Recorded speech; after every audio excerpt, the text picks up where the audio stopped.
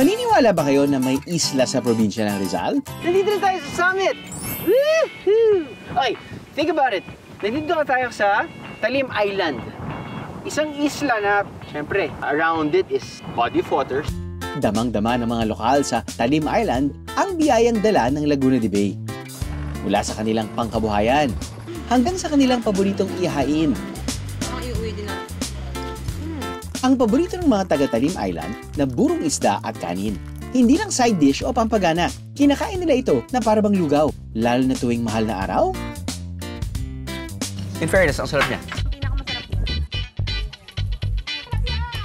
Taon-taon talaga ay nagluluto kami ng burong kanin at isda dito sa aming nayon at dinadayo talaga ito lalo na nga ng mga taga-iba't ibang barangay. Kapag nga nalaman nilang pabasa na dito sa amin ay isa nga sa mga tanong nila ay may buro ba? Kung ang ibang buro ay puti, ang kulay ng buro nila rito, pink. Napakasarap ng buro ng baraba. Yummy! Ang sarap! Anong naamoy mo? Ang naamoy ko, may pagkamaasim ng konti eh. Ganon? Pag nakikita kong ganyan, parang naalala ko bagoong din.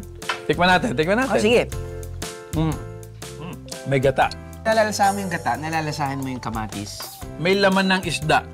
May laman ng Natikman ko yung isda eh. May asim. So, bahala ka na kung saan manggagaling yung asim. Baka panis na lug. Totoong pinanis. Na kanin. Na kanin. For real? Buro ba talaga yarn? In fairness, ang sarap niya. Sarap siya. Ito na siguro yung pinaka na-appreciate kong dish na may buro. Kasi hindi mo lasa yung fermented taste na usually hindi ko masyadong nagugustuhan eh. Kanduli ang klase ng isda na ginagamit nila para sa pink buro. Nilapitan namin ang content creator na si Talim Islander para ipakita kung paano niluluto ang pink buro.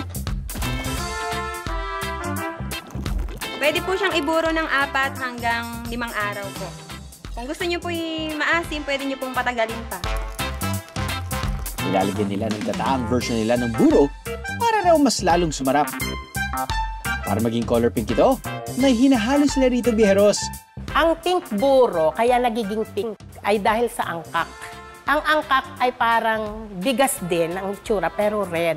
Kaya lang, yung iba raw na bayan ay gumagamit na ng food color.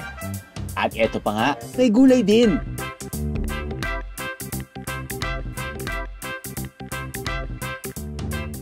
Nabiting ka sa biyahe? All you gotta do is just subscribe to the YouTube channel of GMA Public Affairs and you can just watch all the Behind the Drew episodes all day, forever in your life. Let's go! Yeehaw!